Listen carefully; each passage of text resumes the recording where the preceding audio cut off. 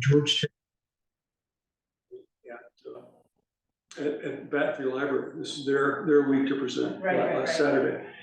And they put out basically the newspaper, the little newspaper newsletter for Georgetown, the Historical Society.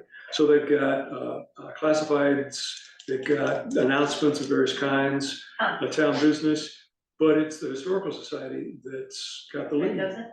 So interesting.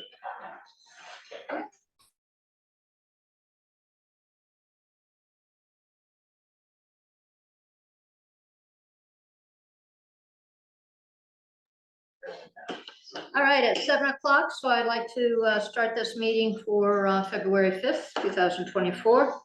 I'd like to start with the warrants, and I'd like to move that we approve payroll number 70 for $1,907.06. Do I have a second? Second. All in favor? All right.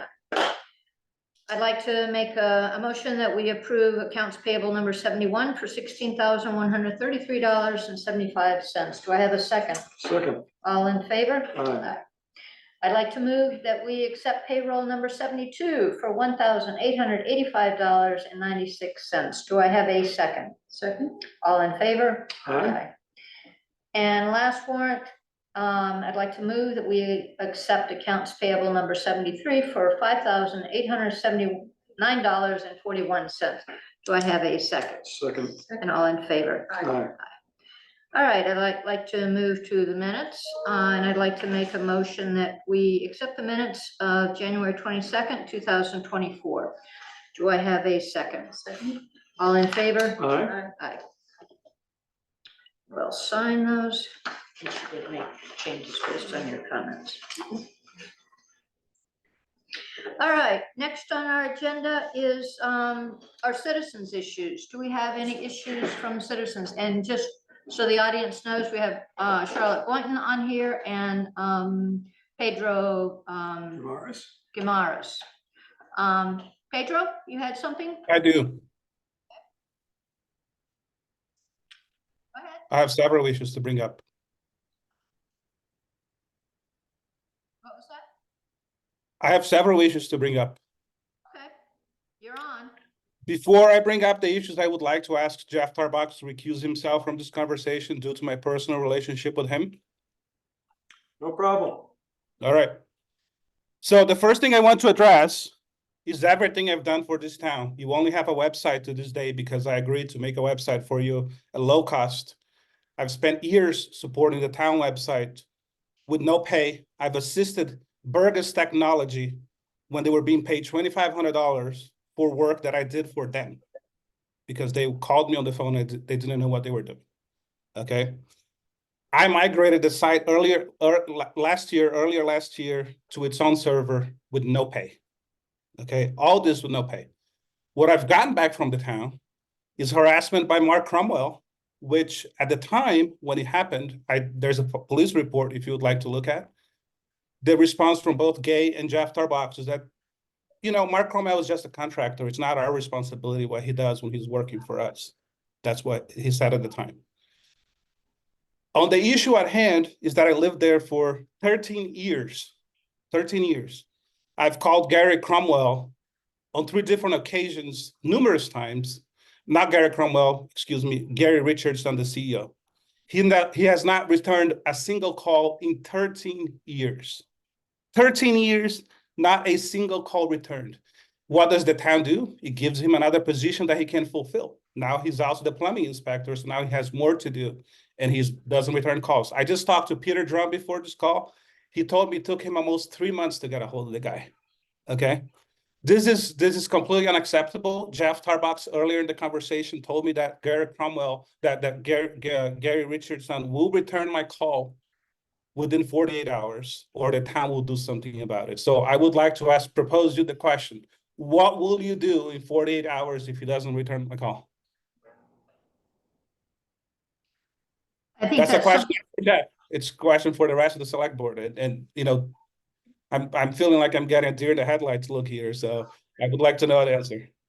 I think that's something that we have to discuss. We don't have an answer, a pat answer to say, you know, it is something that we'll follow up on. All right, the other issue is the I checked the select board minutes prior to this call, and I did find a note from your own attorney saying that you do not have any rights to my turnaround on my property, and that you actually did illegally pave it.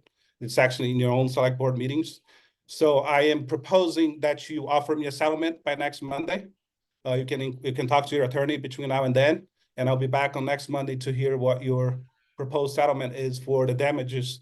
We're talking two things that happened there. One was vandalizing of my property by illegally paving.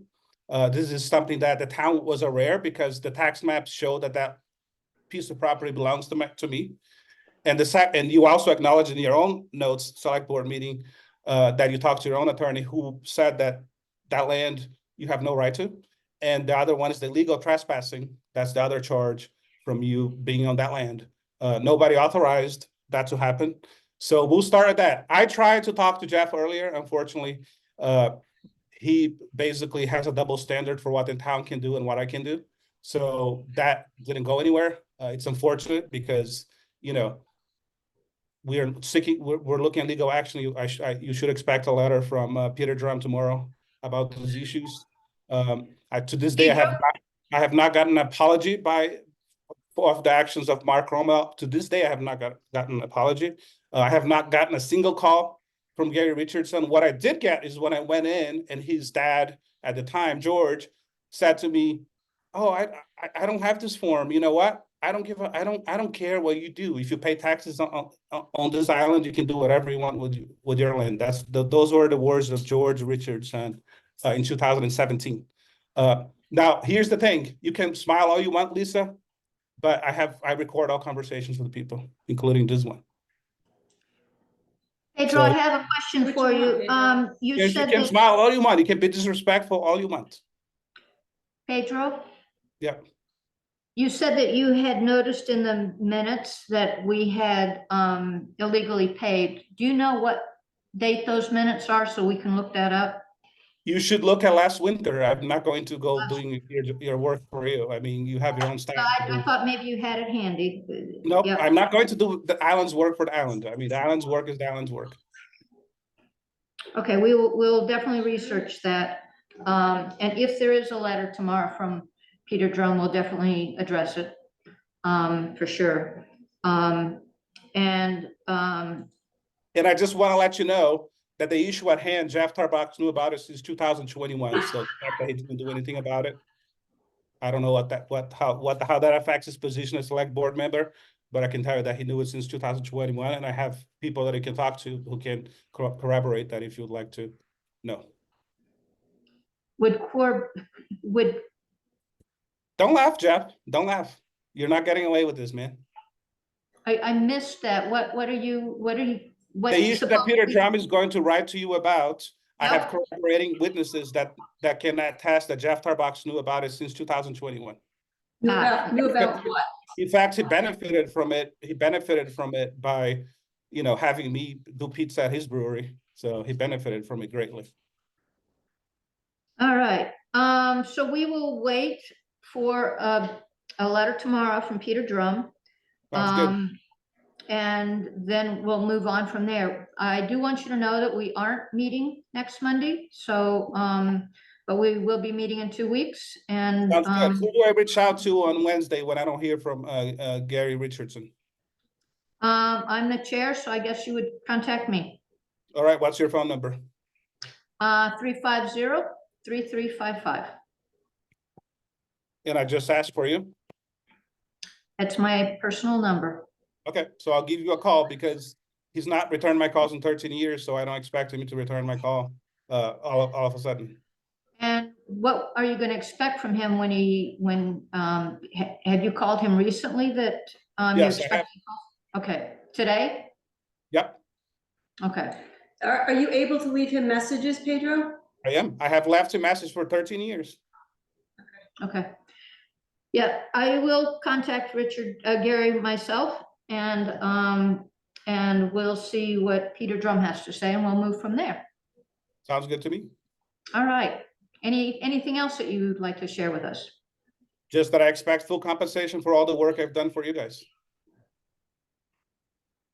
All right, we'll talk about that among the staff, and we need to figure out what that is, since you have offered your services for these years. We have a lot of other volunteers here. But they haven't done a single thing. You still have the same website that I built. And at this time, Jeff Tarbox said that the reason why he wouldn't pay me is because I have no contract with the town. So if there's no contract, all the work that's there is not under contract, which technically means I could just delete everything anytime I want to, because there's no contract. So it works both ways, Jeff. It's not just one way. We'll continue to talk about this. Like I said, we need to talk about this among ourselves, I'm as sure a it did staff. before this call. Actually, no, we did not. You had no conversations about this between 6 and 7 p.m. Jeff was 100% quiet. He didn't mention Pedro at all. We knew that you were gonna be on. Okay. Jeff did tell us that, but that was, we weren't sure what exactly you would talk about. So now we know, and now we can figure out how to move forward with this. Sounds So, good to me. all right, good. All right, thank you, Pedro. All right, any other citizens' issues? Anything from you two? Nope. Okay, and Mario, I see that you're also on. Did you have any citizens' issues?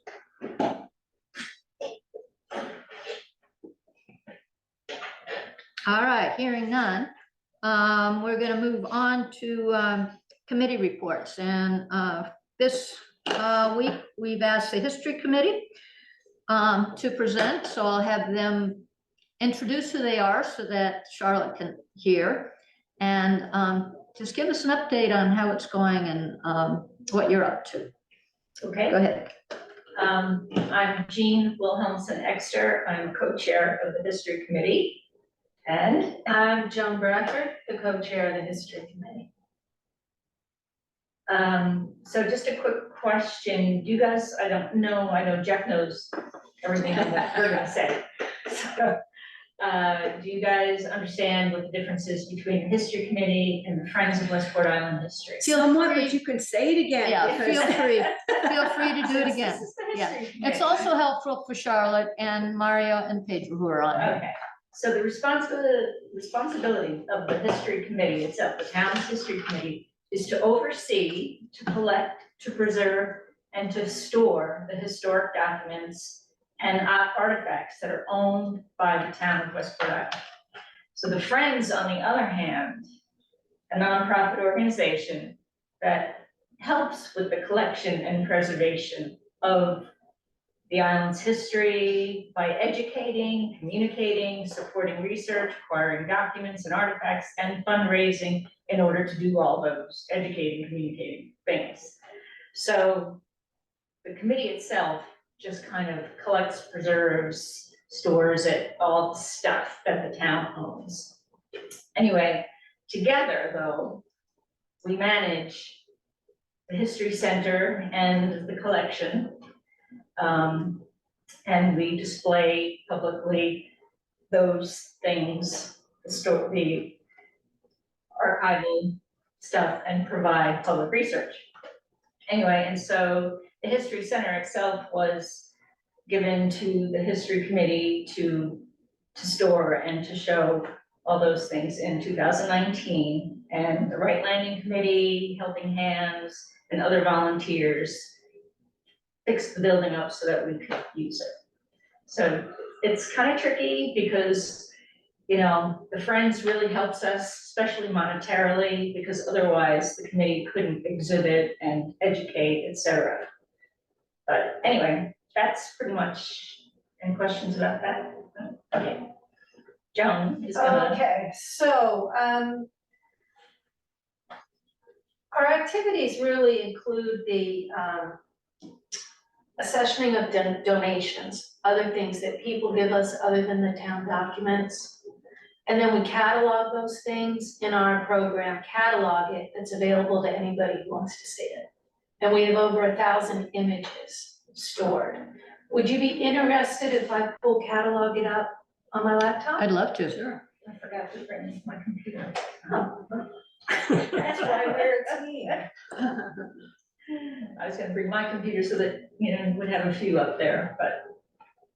Too bad you didn't give us a link. We could have actually, I could have pulled it up on my computer, but that's okay. Interested in, so this is catalog it, Oh, wow. and these are the images, and you can, if you're a Mac user, you can scroll. I'm not a Mac user. Just click on the But- pictures. Yeah, click on the pictures. We have a list of donations from 2023 and townspeople that are very active in helping us catalog. So Deb Williams finished transcribing the Fred Bailey diaries. Wow. Donna Gregory donated and loaned pictures from her family collection, Mhm. including 170 documents which have been scanned. And the scanning is time consuming because we scan to one program, we put it in Dropbox, and then we have to pull it out of Dropbox to put it in catalog it. So we hired an intern, she's been with us 2 years now. Lexi, who graduated from Bath High School. And she comes back and still works college vacations and things for us. So if you were to choose one of those photographs and just click on it, it'll say, you know, what it is, what we know. And I actually put in that one, but you know, it could be anybody's name here that's added anything to catalog it. We have oral histories that we're working with.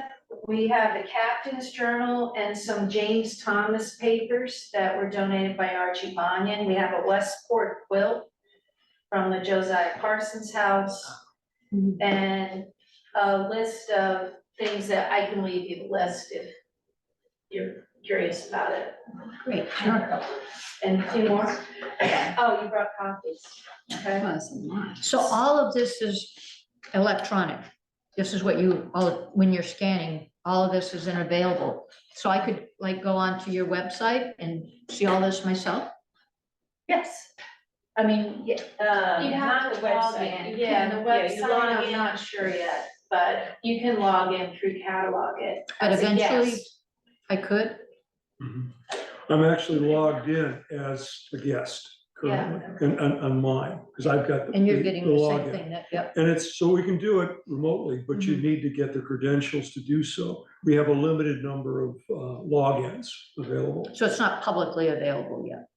Well, we have actually made it publicly available. I think on our website, on the town's website, it has the link if you go to Friends. And once the Friends website is up, which is a different whole thing, there'll be a link.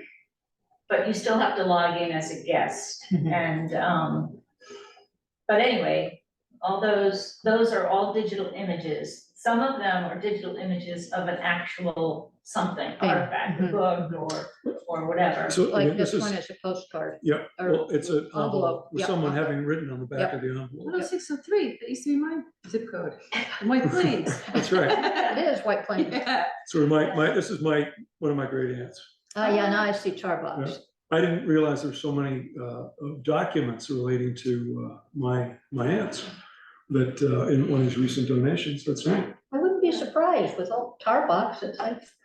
And even though it says like 986 entries or whatever on the screen, it's more than that. Because depending on what you click on, if we had multiple pictures of Heritage Days in 1980 or something, then we would log those pictures under Heritage Days.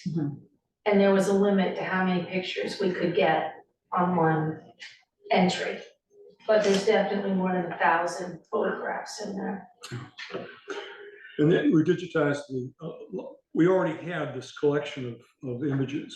I had been using them for years, and it actually had posted them on the Maine Historical Society's website, so people could access it there as well. But there's just so much more now.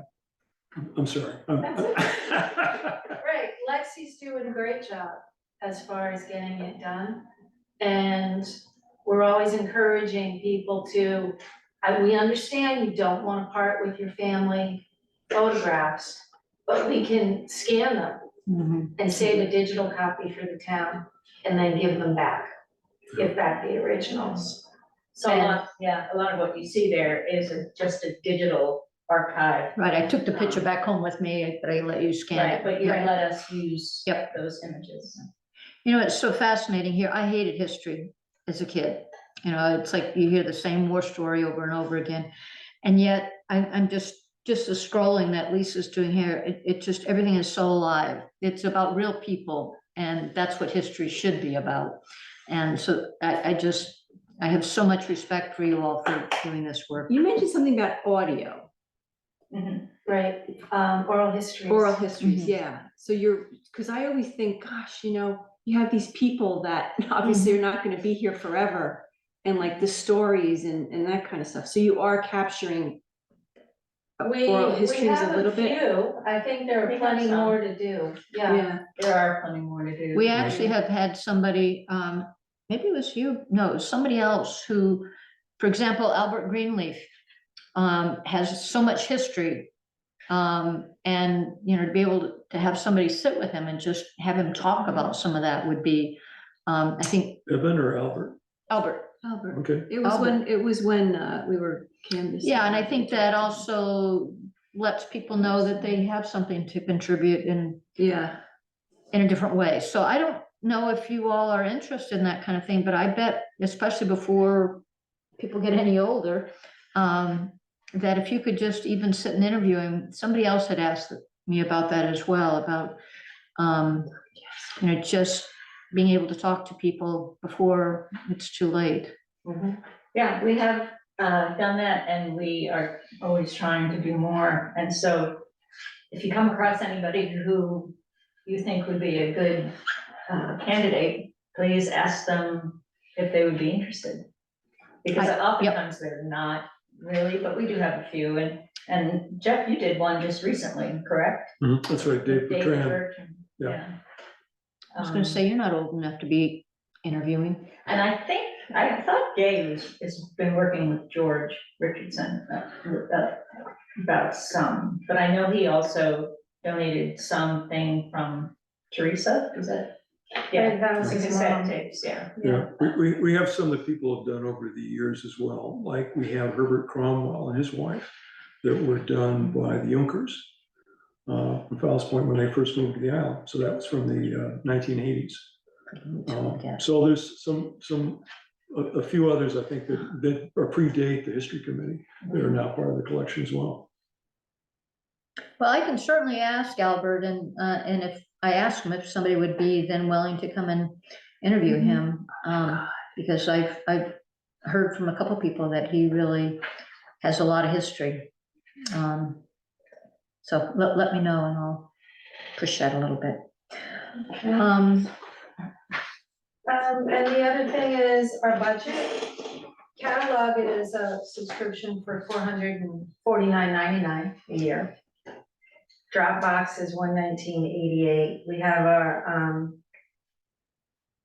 museum and art, main museum and archives and museums membership for $35. And then we have preservation materials. We have to buy archival supplies to keep things.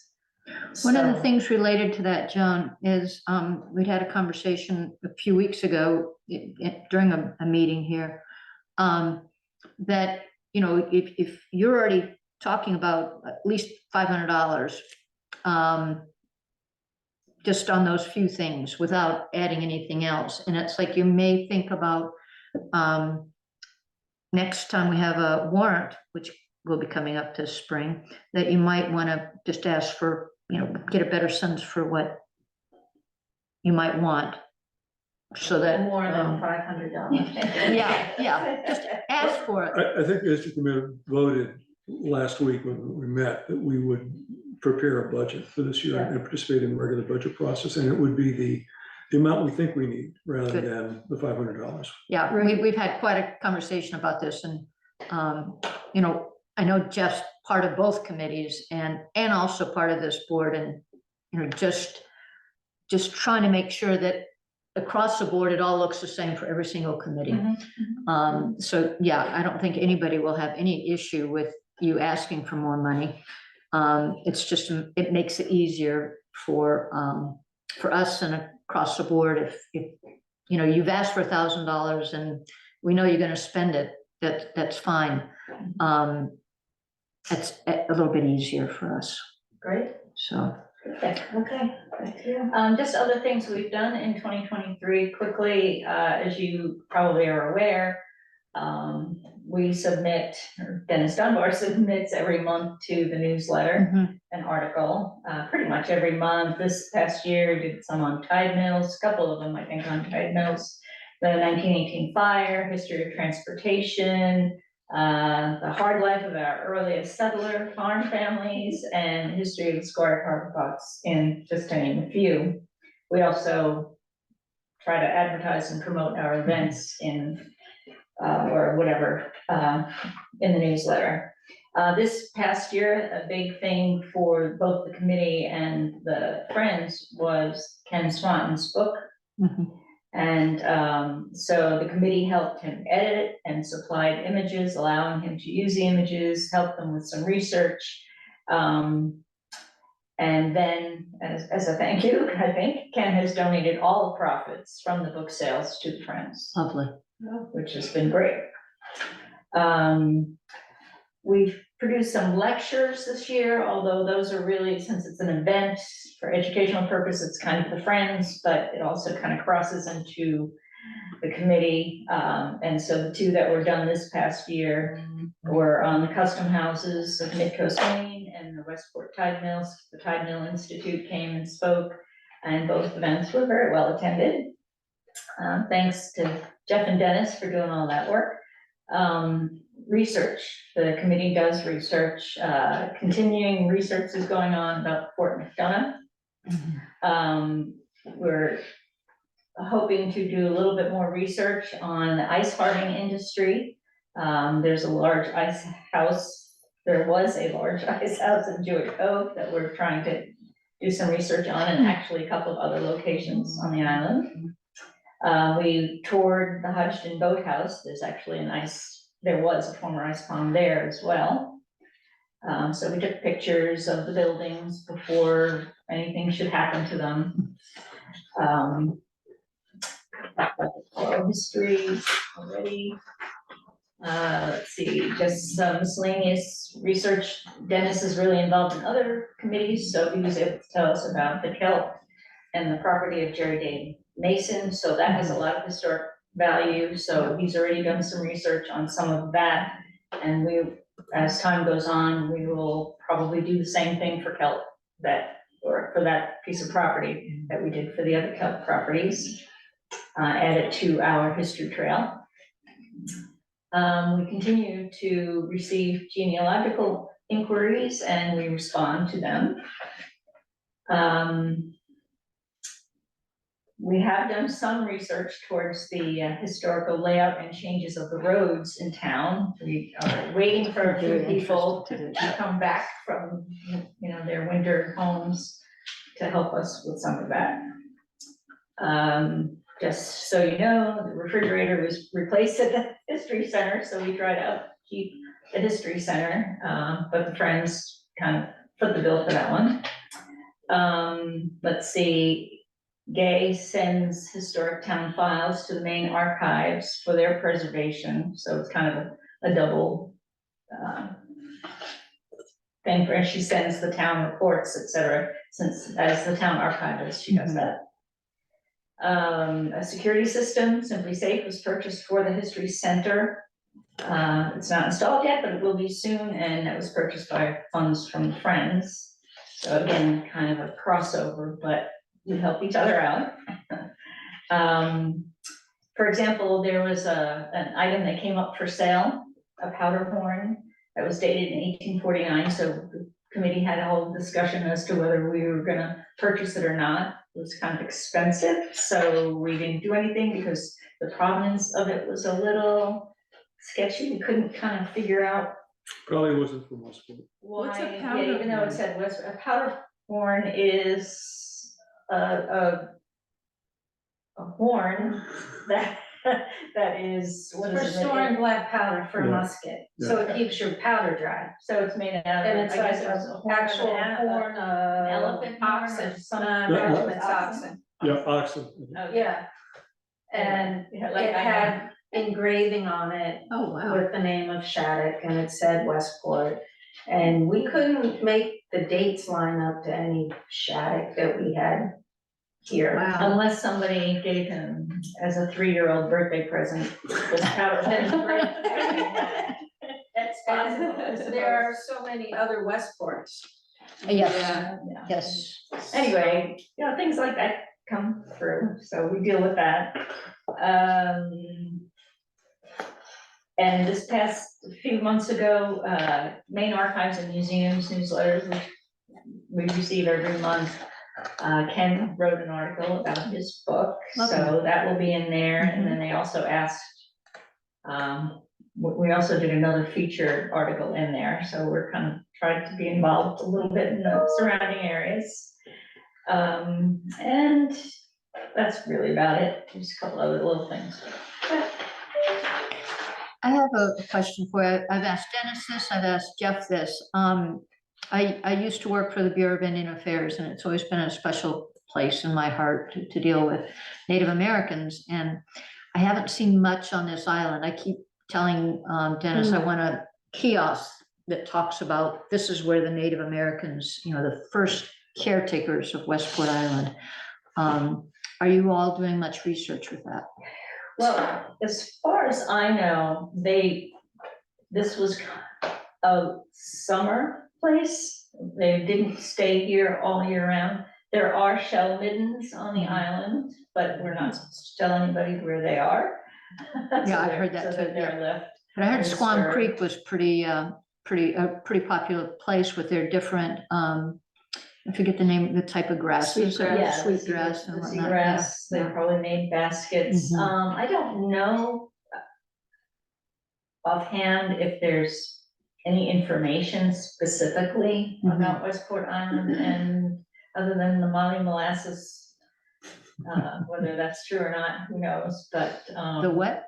Molly molasses story about Clough Point, and the reason why Camp Molly was named Camp Molly was because theoretically Molly molasses was a fairly famous Penobscot Indian who lived here back in the day, and she used to canoe all over the place evidently. And she stopped by when she saw a group of people up at the Clough Point area, and they were having a clam bake.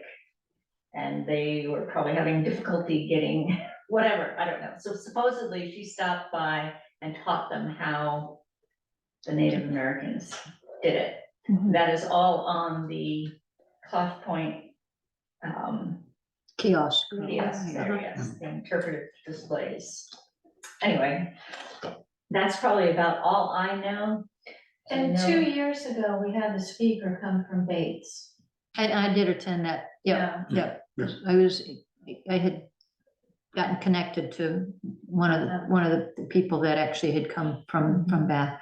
Yeah, it's not a requirement from It would be the great board, if it's we- just, it's something I'm personally interested in. Well, if you wanna do some research. When I'm not doing this work.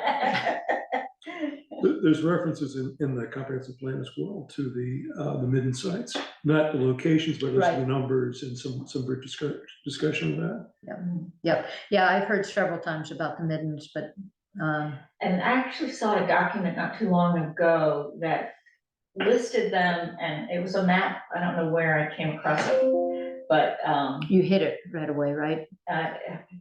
my memory is such that, as I said, I can't remember where I saw it, and so I will never be able to tell anybody where this information is. But, so you can tell me any secrets and I will be really quiet about it, because I will immediately forget.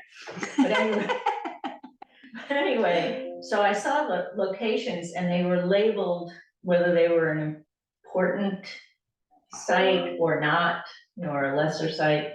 And the great majority of them were labeled lesser sites. So nothing that you'd stumble across, I guess. Yeah, I think, think of a recurring encampment place where they would do, have clams or whatever, do stuff, but there's not a lot. It's not like the big sites up near Damascus. Yep, I had, when I had joined this one book group that was reading about the Native Americans, and this was before I wound up with this job not being able to do this anymore. But one of the books, it was written by Penobscot in 1895, I believe.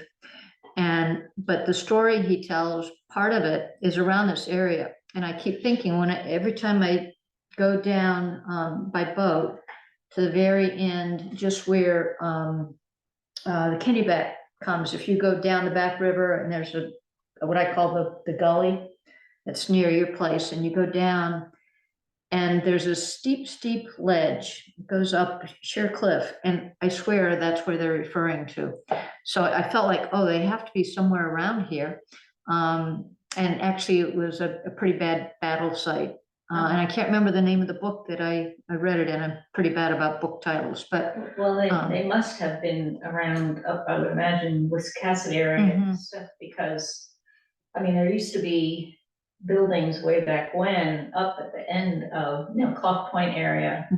And then people left because of the wars, so they were affected, whether they were right here or not, they were still affected by the wars. One of the largest settlements in the 1660s was in Rouseck, Clarkin Lakes. and this is close to Rouseck where I'm thinking about. In fact, it may be even part of Rouseck. I don't think about it because I'm in both. That was the big, and there's also Sheepscot Village. Yep. So these were all wiped out in the Prince Philip's War. Yep. But we don't know that there was any settlement per se in Westwood. Doesn't mean someone didn't have a cabin. Yep. And there might have been Native Americans wintering over. We just don't have any sign of that. Have you ever seen the movie Bounty? It's like a 2-minute movie. I don't know. Yeah, that's might be interesting just because it talks about Phipps and Phippsburg and what Phipps had done and the scalping and whatnot. It was it's pretty powerful. Just a very short video. If you can't find it, give me a holler and I'll see if I can't find it. It's not the one about Massachusetts, is it? It is about Massachusetts, but Maine was part of Massachusetts. And Right, no, I yeah. know, but I mean, yeah, So it that takes was place the- in the I think in the State House. oh, okay, so then I have seen Yeah. that. Yeah, Is that the video that was at the Maine Archives meeting that we went to last year? it don't was a remember. recent movie, and like I said, it was pretty Yeah. powerful and it just come out. Yeah, that's the one that I saw. It is Yeah. very powerful. Yeah, it hit home, especially thinking about places like Phippsburg and then I had read where they were looking at, because Phipps was well known for wanting to, to get the scalps. And that's very close to home, Well, so. I think to me was notable was that in 1724, we have a proclamation signed by the Lieutenant Governor of Massachusetts, putting a bounty on every man, woman, and child. Exactly. This Yep. is, at this point in time, the settlers pretty much won the war. But this is kind of the final extermination Mhm. of the Native American population Yep. in the area. Yep, yep, and that's where I think the bounty came in. Anyway, on that happy thought, Yeah, so that's any- pretty much it. Yeah, that's what we got. that's a lot, Yeah. a lot. Yeah, we're actually a pretty productive group of people. Everybody has their own talents. It's great. It really Yeah. is. And you have a pretty big committee, don't you? Remember, these are the With a people lot that of have to sign overlap. all those appointments. Yeah. Oh, that's the one that's got like 19 or something. Well, you get a lot of associates. Yeah, we have a lot of associates. It's I cool, guess. I get Yeah. it, it's fine. Yeah. Any comments or? No, other than thank you so much for all Okay, that you do, really. Grab my laptop back. Thank you. Oh, we I should could- enjoy I- the pictures. yes. I get lost in that. We should talk about a policy, I think, it should be about how to give people access, on more basis. So they could use the Friends login. They can't change anything, it's just read only. I think a show and tell at a town, just a little town event where you could really show some of that and. Yeah, let 'em we know. always meant to do it at the summer event, and then we always just get so involved in all the parts and pieces. I know I've put it in the last few newsletters that go out to the Friends, so we really only put out to, the Friends only puts out probably 2 newsletters a year, and in each one, I know that we include the login there, but we could actually just bring that information in here. Dee Dee is a good person to, Well, that'd be one of the things we could talk about with the equipment that we have. If we're gonna have a guest PC here, that could be set up with it already kind of a Oh, just anyone connection come in. right Yep. to catalog it. yeah. Yeah, Thank you, ladies, very, very much. Thank you. thanks. Thank you. Well, thanks for taking those things, Gene. No problem, thanks for getting them. Bye all. Bye-bye. All right, let's talk about the warrant that's gonna come up. Charlotte, especially for you, we are going to have a special meeting on Saturday, the 24th at 10 o'clock. February, this month, like in 2 weeks. And I'll read you the article. Just a little bit of background. What are we trying to do? Yeah, I was gonna do that afterwards, because it says it a little bit.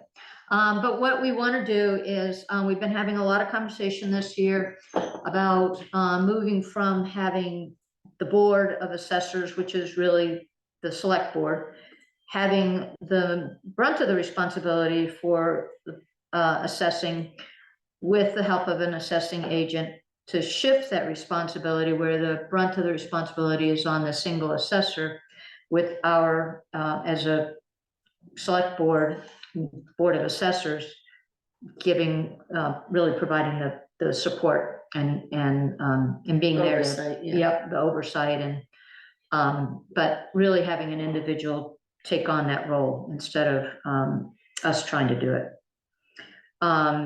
So our article, and this is just to see if we can have that position, so we can actually talk about that position in our June meeting.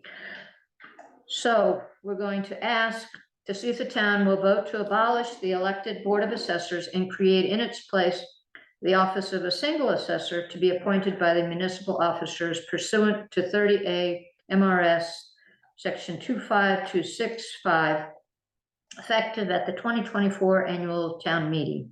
The term of appointment shall be for 1 year. The assessor shall perform all duties and responsibilities provided for assessors under general law.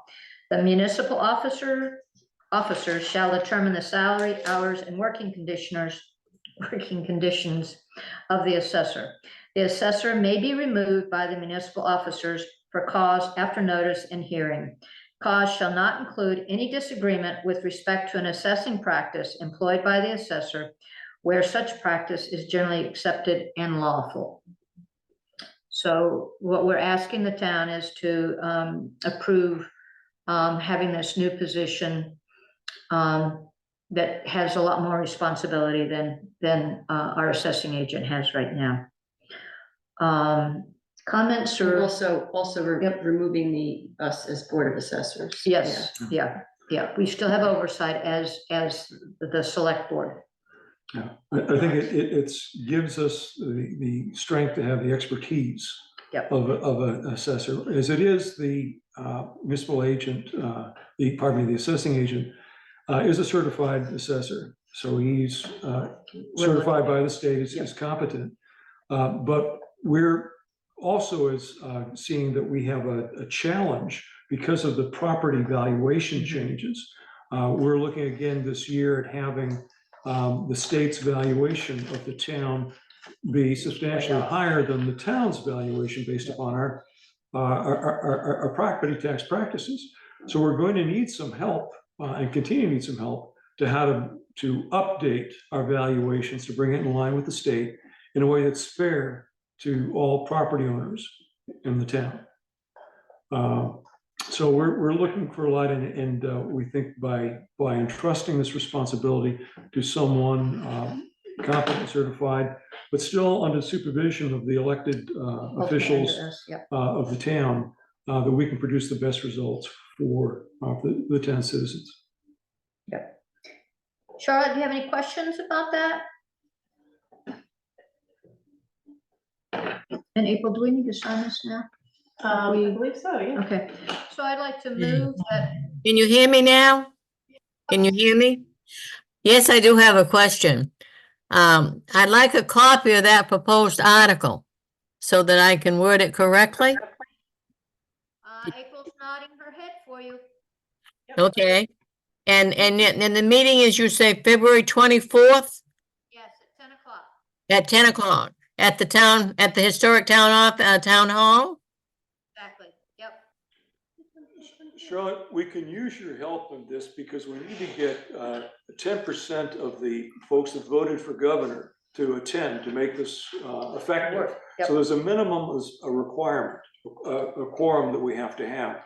And that's 51 people because we have excellent turnouts in our elections. Yep. Well, that will be my lead, ladies and gentlemen. All right, thank you you. very much. Yes, we're And- all responsible for dragging at least 10 people. So we hope we'll have our 51, and actually, we're hoping we'll have a lot more than that, but yes, that'll be very helpful. Absolutely. Yes, April will get that to you. Okay. You can email it to me, be fine. And April's doing a great job keeping me informed as to the meetings and all. I appreciate it. Sending me the information and teaching me how to use this. Thank you. That's great that you're here and you're not having to try to miss seeing you, but Okay. thanks that you're at least on Zoom.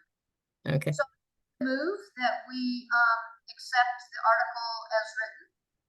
And do I have a second? All in favor? Sign this.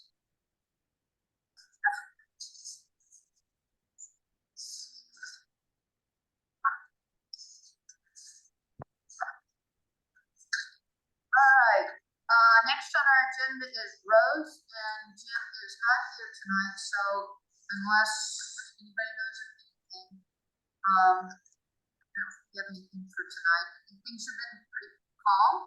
We haven't had any storms, so that's a good thing. Correspondence, I just have one thing I'd like to mention, and that is we just today got notification about our Maine Municipal Association membership dues, which just came in, and they are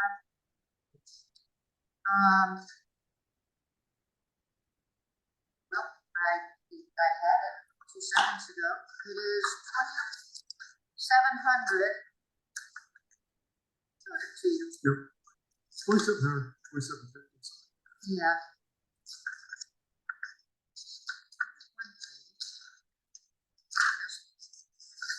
$2,719 for our annual membership, and we get a lot of help from them when we have issues, any kind of questions. They're always pretty good about responding to this advice. So I'd actually like to make a motion that we apply for a membership again to Doing it. yeah, to renew our membership. Go ahead and second. Second, all in favor? Give this to the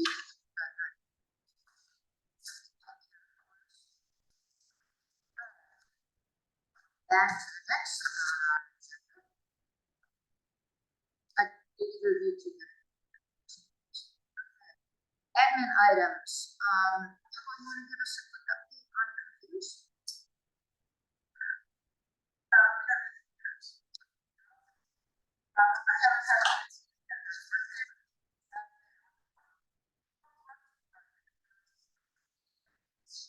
Also, this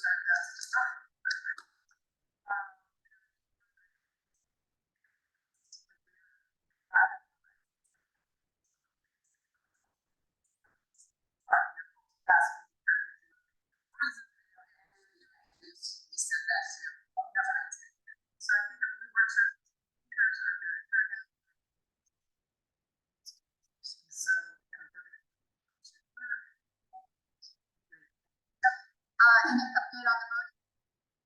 No, absentee voting is on Tuesday.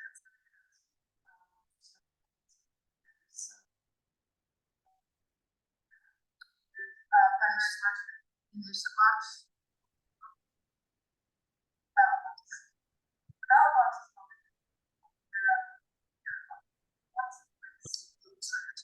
the box. I no longer can hear you. It's all muffled.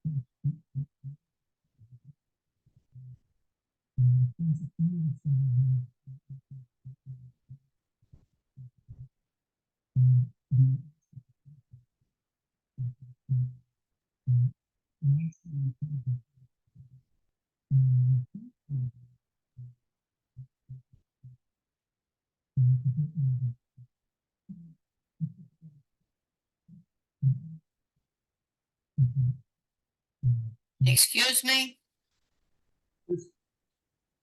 I haven't been able to hear you since I was on before. I have not been able to hear you. Can you hear me? Hear you fine, sure. Yeah, we can hear you. I think they're I can hear deliberately you doing it, now. so we don't know what you're talking about. Charlotte, can you hear me? Very faintly, I can hear you now. But See, when before, they want us to hear them, we can hear them. When they don't want us to hear them, we can't. I thought you shut it off so I wouldn't hear. Yeah, that's what it was. No? Did you? Can you hear me now, Charlotte? January 2nd. That was the 2023. That was when the select board meeting admitted that it had no rights to the land. So you can write that down. Yep. Your attorney said you have no rights to the land. 2023, last year. A year ago. Charlotte, can you hear us now? I can hear you fine now. But now, see, I think you got a problem with the speaker because you keep going in and out, Jeff. But I haven't been able to hear you since we spoke about the special town meeting. I just seen your lips are going. I don't hear Donna at all. I don't hear you, Donna. I just see your voice. Wondered, Charlotte, if we speaker. You're very much.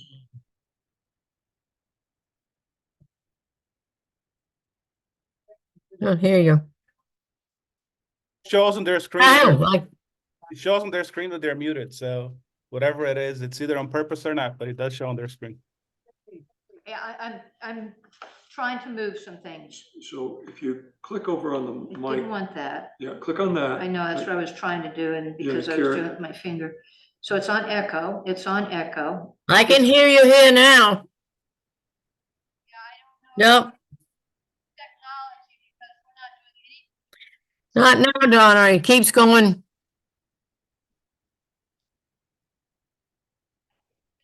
Sorry. No. Well, Thank you for sure, letting us we know. want you to be able to hear. Sorry.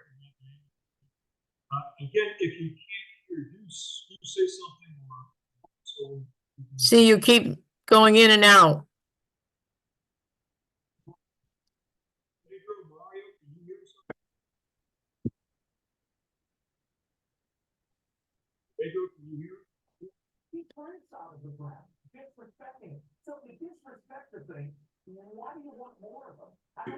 Mario, can you hear us? Can hear you there.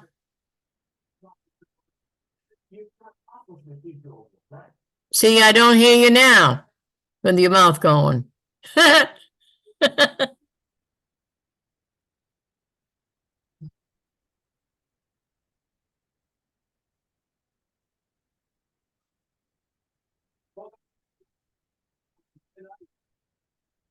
I'd be curious if the recording has has your audio.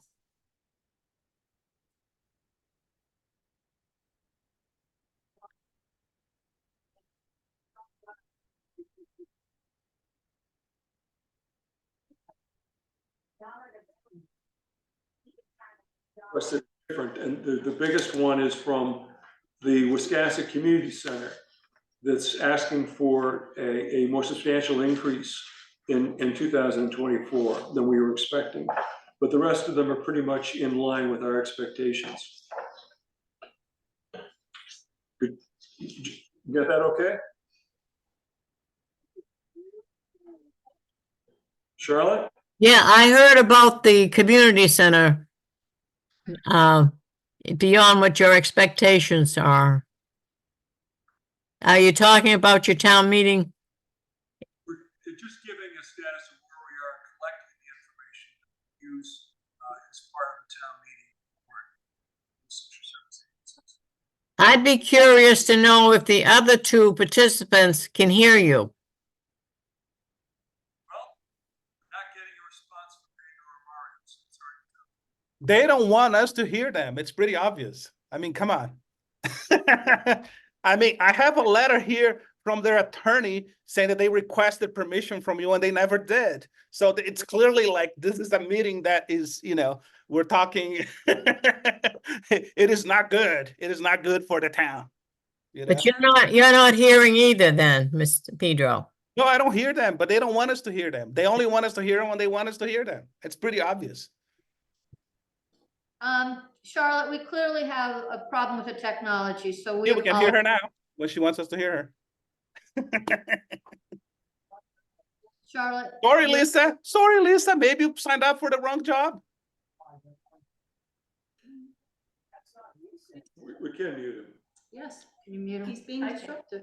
I don't have Zoom on, only you do. So Charlotte, we're gonna finish this up in as quickly as we can. We do have one other item. I think what Jeff, we can hold off on finishing that up. I'd like to do a quick update on the ordinance committee, and then we need to shut down this meeting and actually do a board of assessors meeting. And I forgot about the It's asking okay, you. it's So okay. would you please give an update? Yes, so we met on the Love you, 30th. Lisa. We met on the 30th.